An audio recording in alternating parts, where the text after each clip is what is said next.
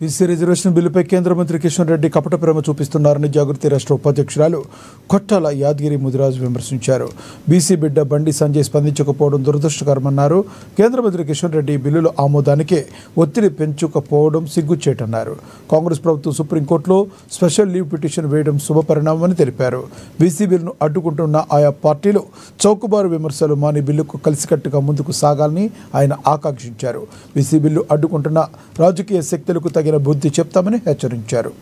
BJP party ఇక్కడ BC bill మీద మరి బీసీ బిల్లు రాష్ట్రపతి దగ్గర పెండింగ్ ఉంటే మరి ఇలా బీజేపీ పార్టీ ఏం చేస్తుందని మేము ఇలా ప్రశ్నించదలుచుకోండి. మరి ఇక్కడ నుండి ఇద్దరు మంత్రులు ఉన్నారు కదా, మరి బండి సంజయ్ గారు, కిషన్ రెడ్డి గారు. కిషన్ రెడ్డి గారు అంటారు నేనేం చేయలేను, ఇలా సుప్రీంకోర్టులో వేసే కాంగ్రెస్ ప్రభుత్వం వేసేదాన్ని నేను స్వాగతిస్తున్నా, కానీ నేనేం చేయలేను అంటే మరి నువ్వు కేంద్ర మంత్రి కదా, మరి ఇక్కడ నుండి మరి రీజన్ చేయి.